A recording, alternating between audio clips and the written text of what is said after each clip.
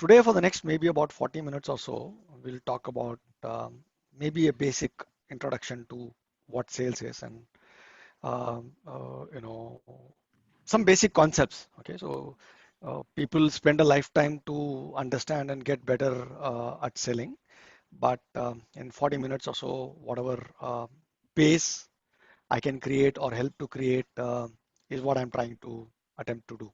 Okay. So every one of you said that you do not have any experience in sales or selling, but I would contradict that. I know for a fact that each one of us does do sales or selling in some form or the other every day in our lives. For example, when you're a child and if you want a particular toy and you negotiate with your parents and you sell the idea that you want that toy and you get the toy, right? So that is one form of sale. You getting through an interview and getting a job is another kind of a sale. Once you have a job, you have an idea which you present to your team, and the team accepts the idea and actually starts working on the idea is another kind of a sale. So in all of these, scenarios, the fundamental concepts remain the same that we will talk about. Okay, and so which means that whether you like it or not, every one of us is selling all the time.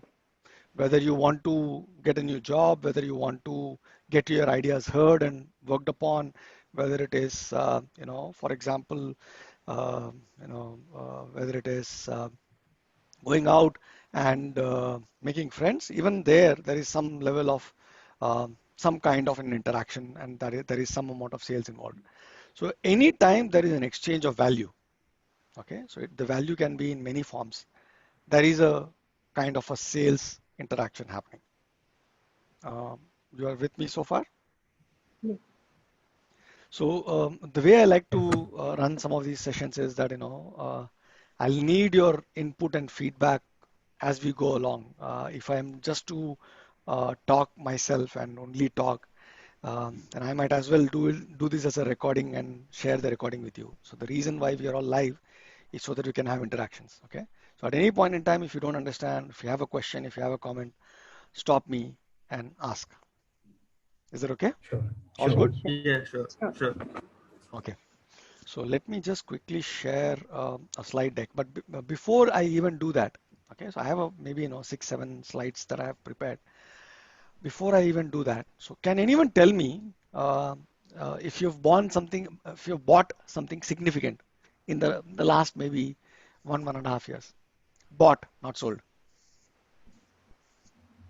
A car, a house, something which is not cheap enough in terms of it doesn't affect your financial status, but something which is substantial.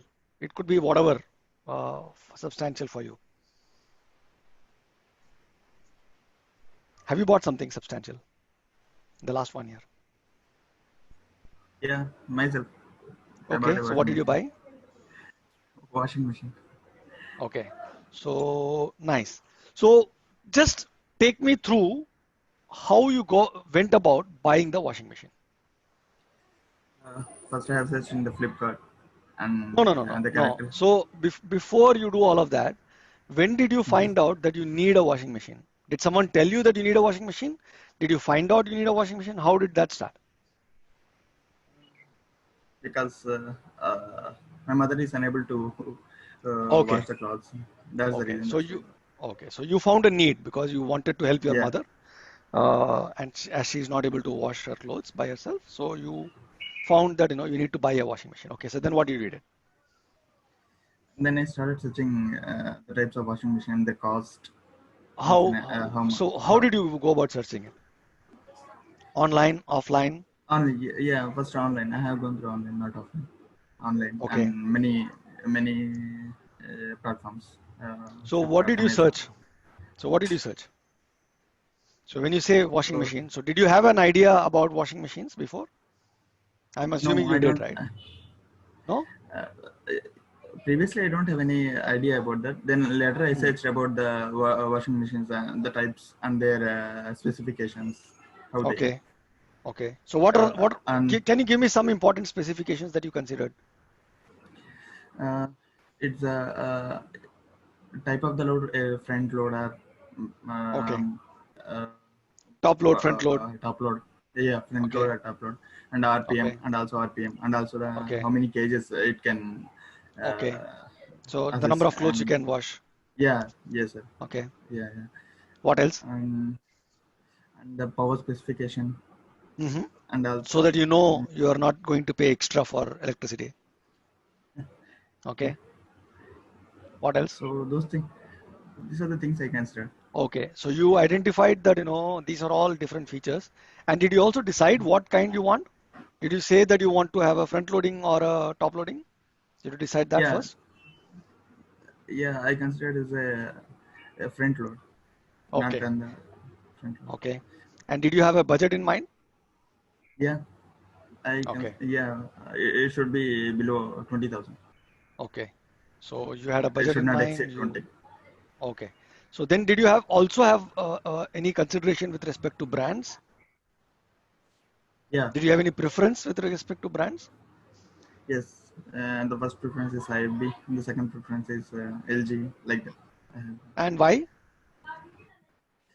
I consider because my brother has bought IFB for the past 5 years. It is working fine, and I Okay. consider like Okay. That's nice. So um, you once you decided the brand, you decided it is going to be front loading.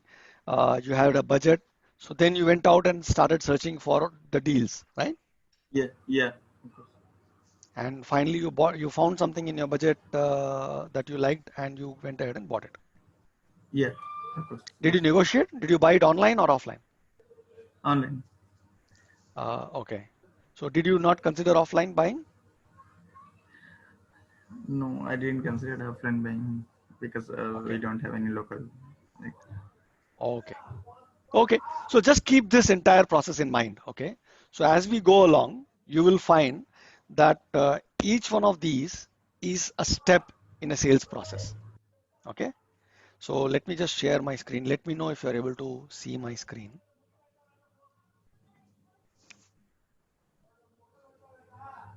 So let me know if you're able to see my screen. Okay. We are not able to see. yeah, we can. Yeah, now we are able to see. Yes. Okay. So let me know if you're able to see my slide deck as well. Yeah. Yeah.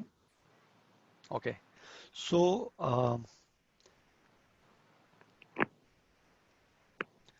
so selling is all about these three things. Okay. You need to find someone who has a problem that you can solve and is willing to take action to solve that problem. Okay.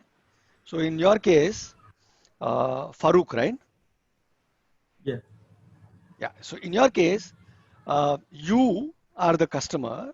We know that you had a problem, which is your mom could not wash your clothes, so you needed to buy a washing machine, and you are willing to take an action, which is to pay and buy a particular product, right? So all sales is all about trying to solve somebody's problem with a solution that you have or you have built or you plan to build, as long as they are willing to take action and buy whatever you are trying to sell to solve their problem, which means that you need to know who that someone is first and foremost. Yeah. Then you need to know yeah, what exactly is the problem that they are trying to solve. Is the problem big enough? Is the problem difficult enough? Is the problem important enough for you to take action to solve that problem? The action can be anything. The action can be paying and buying a product. The action can be signing up for a course and doing a course. It could be taking up a job. It could be taking up an internship, whatever. Okay. Someone who has a problem and is willing to take action to solve that problem. This is the crux of sales. Okay.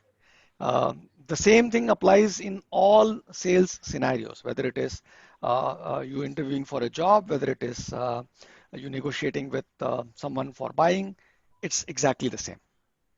Okay. So which means that you need to know, if you are trying to sell something, you need to know who you are trying to sell to. You need to know what is the problem that you are trying to solve for them. And you need to make the problem important enough for them so that they are willing to take action to solve that problem. Are you all so far with me? Yeah. Yes. Any questions on this? Because this is the fundamental premise. If you don't understand this, everything else that follows will be of no use. Yes, we are comfortable. Okay, We super. can understand. So, and the next thing is the different phases in a sales cycle. Okay, so we'll come to that a little later as well, but just I wanted to make sure that you are familiar with all these words. Okay, so this is all about the someone, right? So when we here in this case we talk about someone, right? So what do you mean by someone, and what do you call that someone?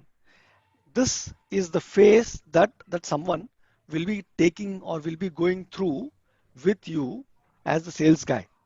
So it's a journey, okay, right from the time that you find a problem to the time that you have actually taken an action.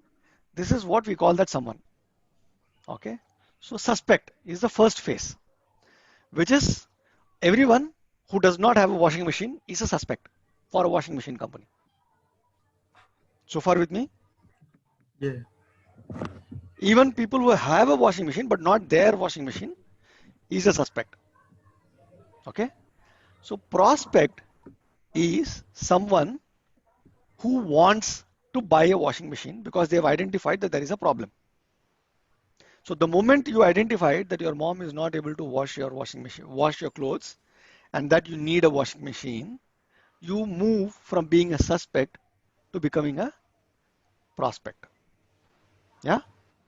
So then once you've identified all the different phases, once you've identified all the different features of that particular product that you're trying to find, and you start talking to someone. So let's assume that you went to a shop and asked them, okay, what are the different washing machines that you have, and tell me what is the difference between X, IFB or LG, IFB or let's say Electrolux, IFB or Samsung, and you start talking to them, then you become a lead for them, which means that not only do you have a problem, but you also understand that you need to do something about the problem. Yeah, so far with me? Yeah. Yes. So once you start negotiating with them in terms of price, you've identified the product that you want, you know exactly what you want. You say, okay, what offer can you give me? Yeah.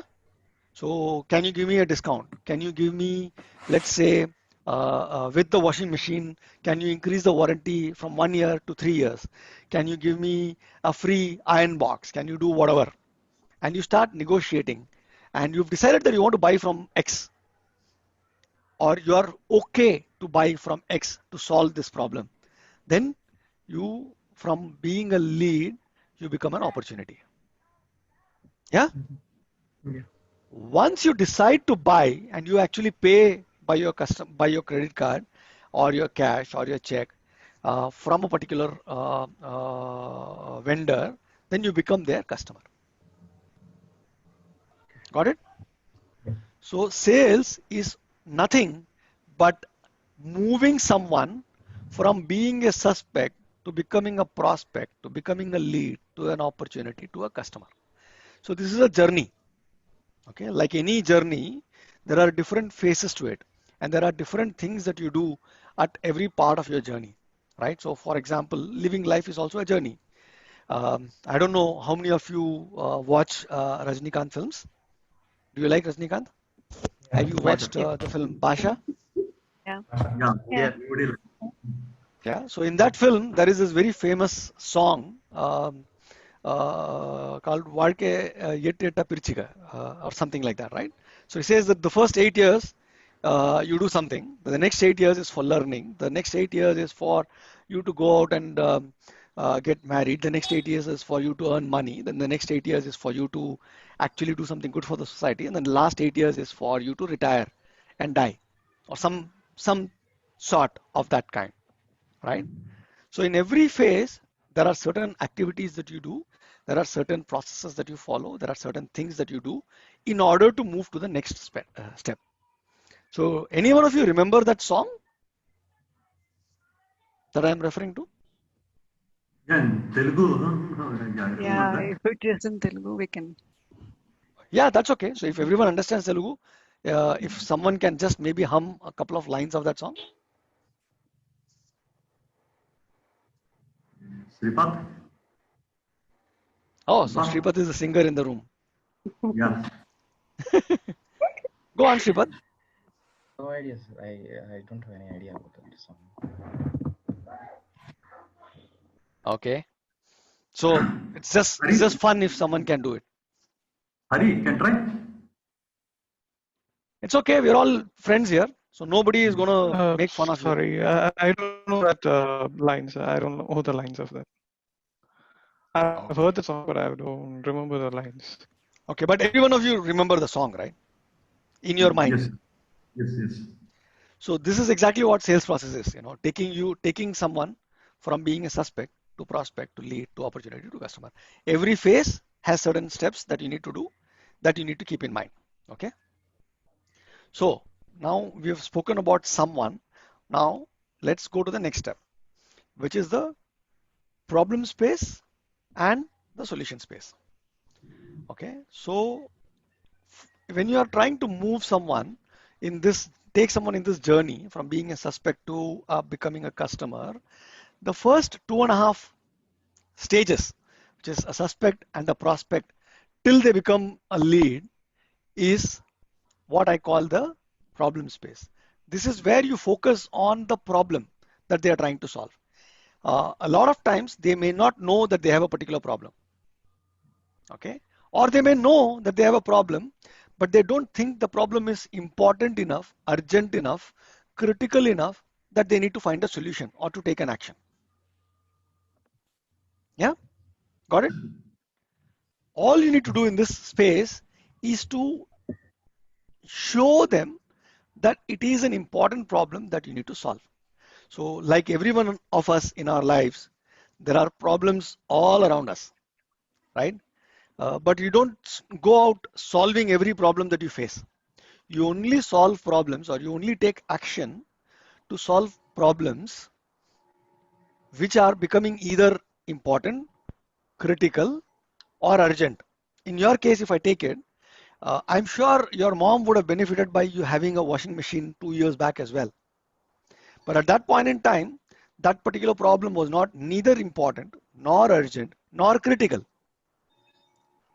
When did it become critical? When you realize that it is becoming difficult for your mom to continue to wash the way that she has been washing, right?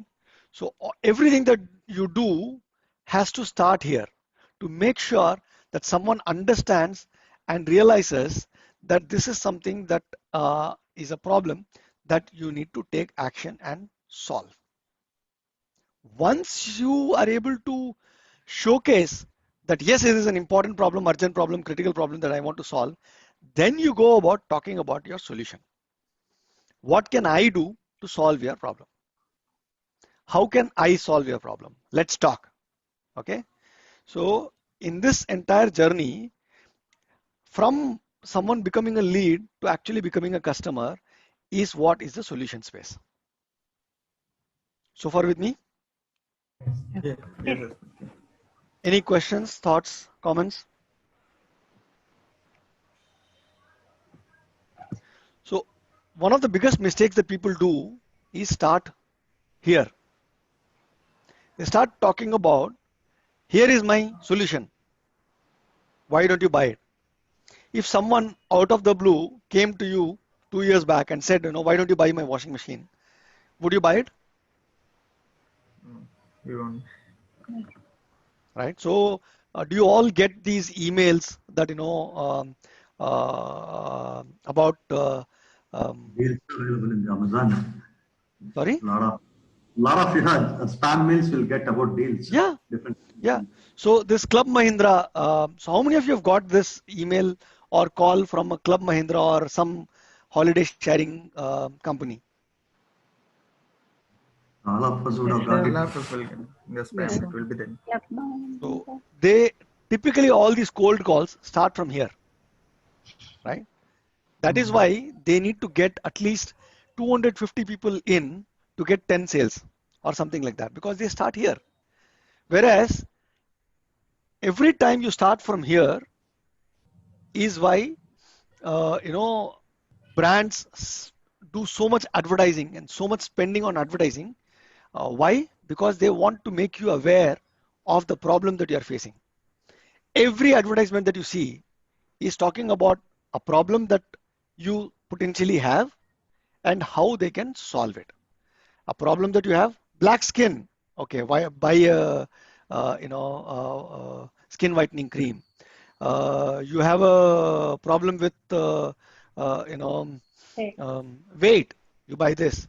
You have hair, white hair. Buy a hair dye. Every single ad that you see will have both of these things. They will talk about a problem and they will say how they can solve the problem. So in sales, that is the most important thing. You always first make the problem that you are trying to solve important, critical enough. And once you've done that, then you start talking about the solution.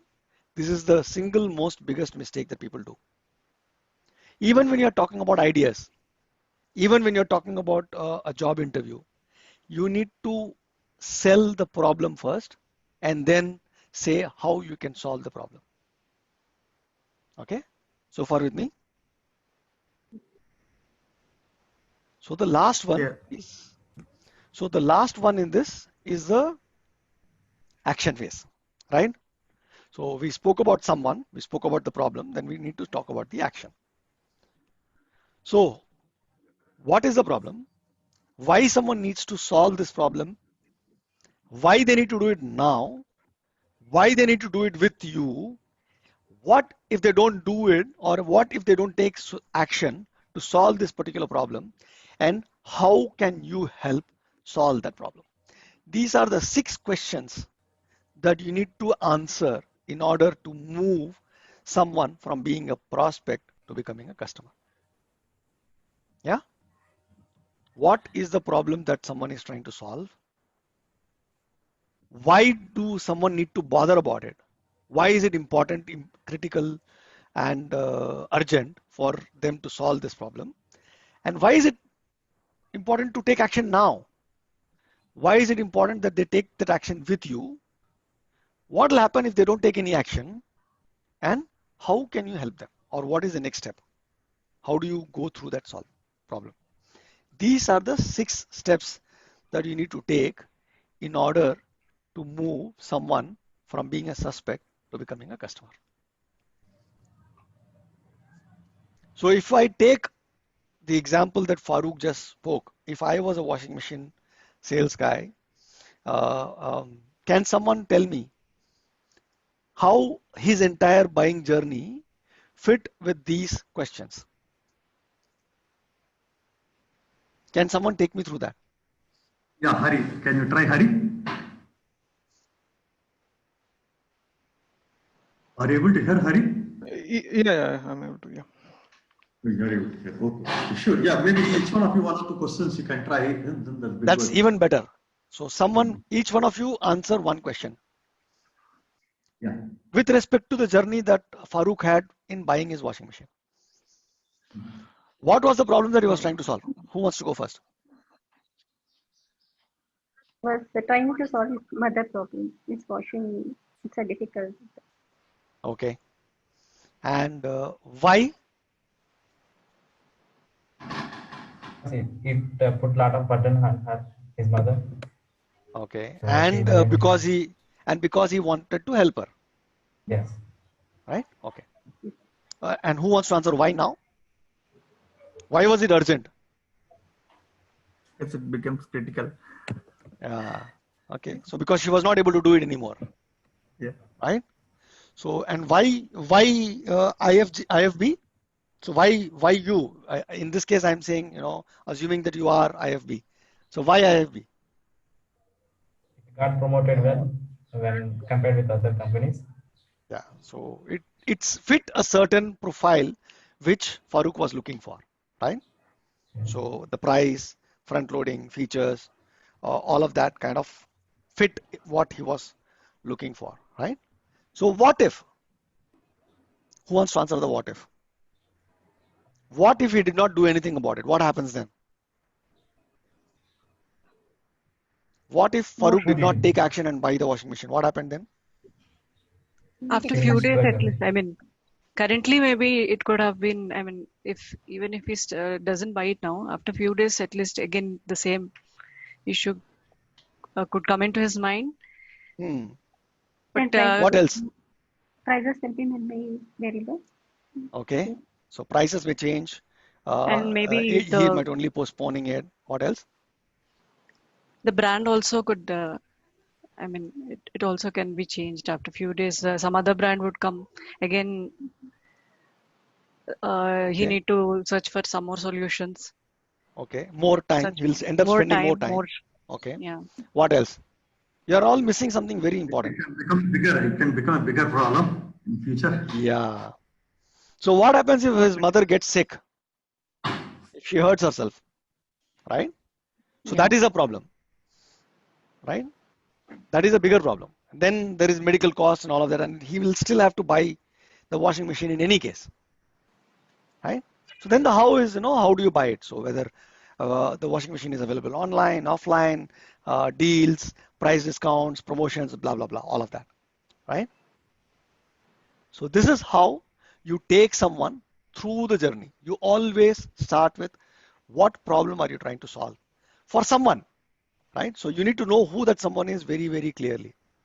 Then you start with what is the problem that you are trying to solve for them. Why is that problem important? Why is it important that they do something about it now? Why should they talk to you and not talk to some other competitor? This is the differentiator that you have. And what if they don't do anything about it now? Because you need to understand that more than 60% of the times, someone is not able to sell something or someone is not able to close a sale because the what if question is not strong enough. All of these were true 2 years back as well for Farooq. But that what if was not urgent enough or critical enough. So he didn't buy it then. He bought it now because the what if became strong. At a very emotional level, he knew that if he doesn't buy a washing machine now, his mother might get sick. She might hurt herself or she is in pain. And he doesn't want her to be in pain, right? So that what if someone doesn't take an action is a very, very important step in the process. And of course, how easy do you make it for someone to do business with you? How easy is it to find your product? How easy is it to, buy your product? How easy is it to pay? How easy is it to use? How easy is it to, implement? How easy is it to upgrade? Whatever. So all of that becomes part of the how. So far with me? Yeah. Okay. So there are these 4 things. These are the 4 reasons why someone might want to take some action, okay, in order to solve the problem. These will create either the urgency or answer the what if question. Okay. So the first one is whether it makes them feel good, either about themselves or in front of someone. Okay. So which is the like button. Okay. Does it make them feel good that they're doing something?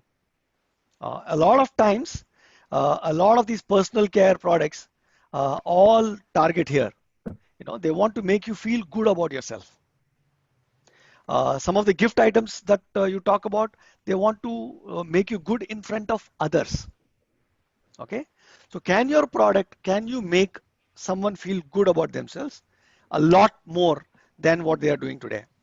Can you make them feel good or look good in front of others. Okay, so that's one. Can you save them some money?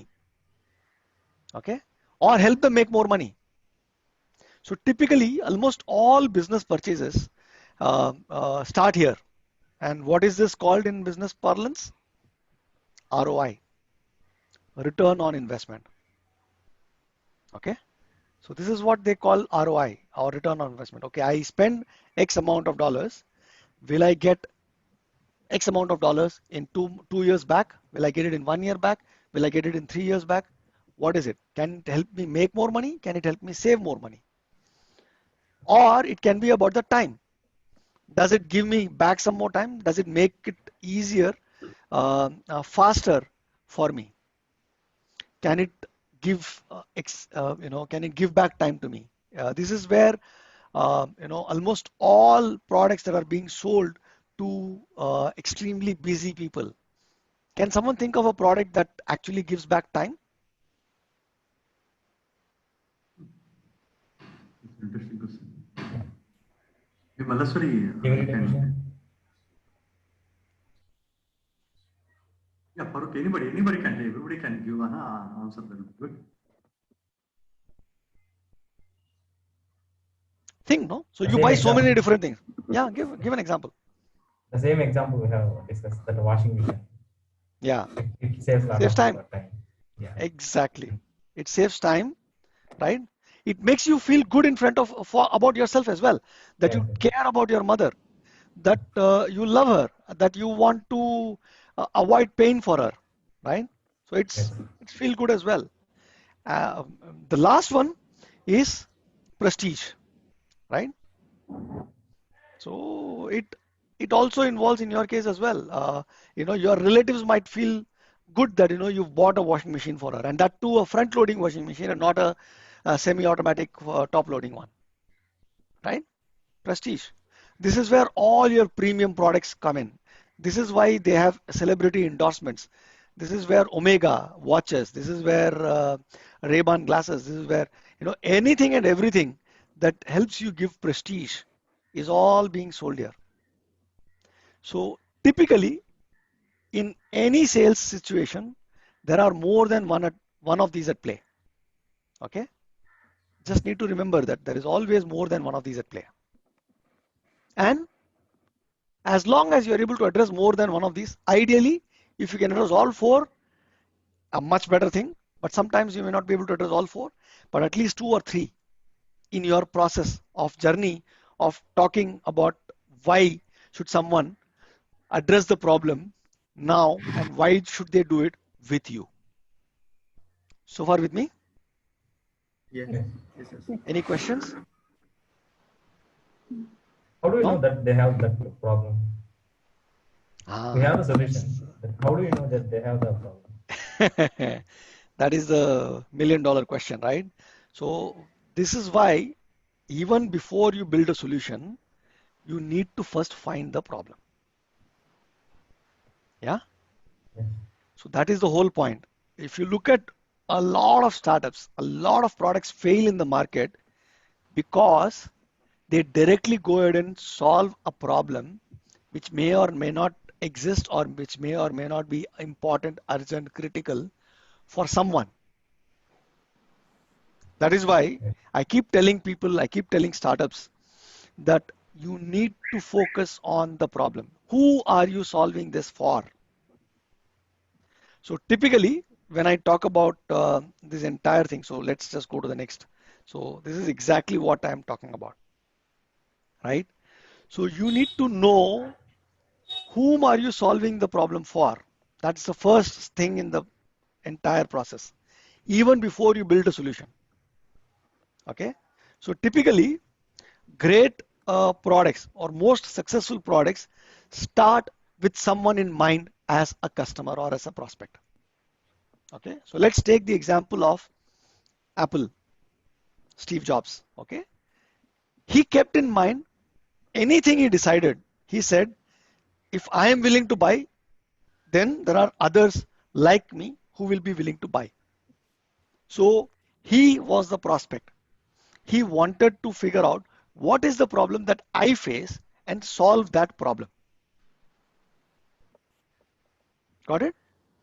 So you need to know who first before you can go to what. So a lot of times, but what happens is, you actually build a solution and then go out and figure out, whom can I sell this to? Unfortunately, we live in a real world, and that is how the real world operates. You build a solution and then you go looking for problems that the solution can solve. Let's assume AI is a brilliant case in point. Someone built the technology around artificial intelligence. Okay, it was built as a technology. Now everyone is trying to force fit that technology into solving a particular problem for someone, right? So it's still possible to do that, but it is a harder way to do it. Easier way would have been to know someone who has a specific problem which can be solved by a particular product, and then use a process to sell that particular problem solution. So if you look at it, it goes like this. You find someone, you find out what is the problem that they face, you build a product that solves that particular problem, and then you use the sales process to convince the prospect to buy that particular solution so that they can solve that problem. Make sense? Yes. Yeah. Yeah. But unfortunately, this is not how it works in the real world, right? So you typically you start with the product, you build a product, and then you are trying to find a problem that this product can solve. Then you will go looking as to know who has this problem that this product can solve, and then you run a process to figure out how you can actually sell this product to solve this problem for this particular prospect. Even if you have built the product first, right? My suggestion and my recommendation is always to figure out a prospect who has a problem that could be solved by this product. Because by then, if you know who, then you know where do they hang out. Where can you reach them? How can you reach them? Okay, so this then becomes the first and most critical step. If you already have the product, you need to find a prospect who has a problem that the product can be solved. And then of course you use the 6 questions framework that we had, which is what, why now, why you, what if, and how, in order to be able to sell that particular product to that particular prospect. So that's all I have in mind for now. This is at a very, very high level, very, very fundamental, very, very basic introduction to sales. You will not find this anywhere online, so to say, because this is the most fundamental concepts when it comes to selling. If you go online, there are many, many courses that are available, which will talk about the process, right? So we spoke about the prospect, problem, product, and process. You'll find a lot of material around the process. You'll find a lot of material around how to build a product. Yeah. You will find a lot of material around how do you market to a particular prospect. You'll find next to nothing in terms of, how do you find a problem that a particular prospect faces. But you'll not find anything which has all of this put together. And that is what I wanted to do, which is, at a very high level, introduce you what sales actually means. And you can use the same concepts irrespective of which selling situation you are in. And then there are tactics, right? So tactics like, for example, how do you build rapport? How do you identify contacts? How do you identify, let's assume, you remember I spoke about the suspect, prospect, lead, opportunity, customer, right? So all a sales process needs to do, or a sales organization needs to do, is to have enough suspects at the top and then move them one step at a time to become a customer. Which is, if you find a set of prospects, then you need to move to the next step, which is the suspects from suspects to becoming a prospect? What is the how do you move someone from being a suspect to a prospect? This is a test on what we spoke. Tell them that they have a problem. No, you don't tell them. They need to arrive at that. You ask questions. We need to advertise that problem. That's one way to do it, which is the same as what Hari said, which is to tell them that you have a problem. Better way to do it is ask them questions so they realize that, yes, man, shit, I have this problem. What do I do about it?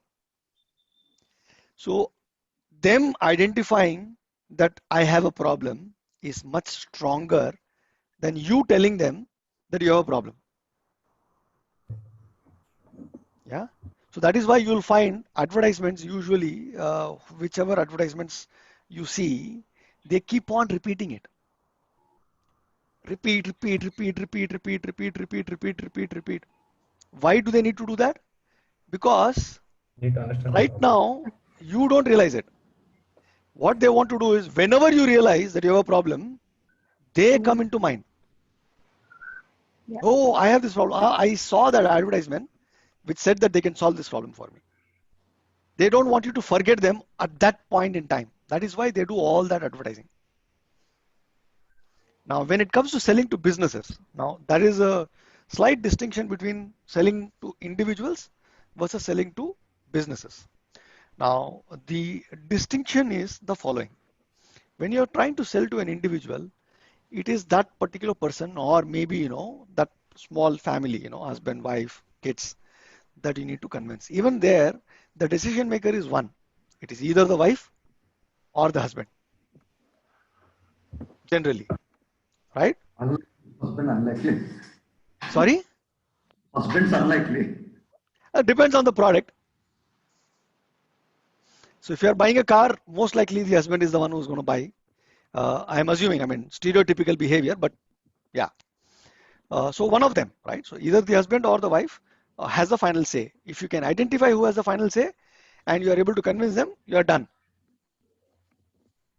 Right? Whereas when it comes to a business sale or when you're trying to sell to a business, they have a buying process. Right? So they will have someone procurement, they will have a business guy who will say, okay, I have this problem. They will have a procurement team which will say, okay, I will create an RFP or I'll call out to 10 vendors and check it out, or I will do all the online search. Then they will pick 3, then they will ask for quotes, then they will have a lowest quote first, then they'll have negotiations, blah, blah, blah. And then they'll have a buying committee. If it's a slightly larger business, they'll have a buying committee, which may or may not have the deciding authority. They may able to make recommendations, but the decision authority might be with someone else.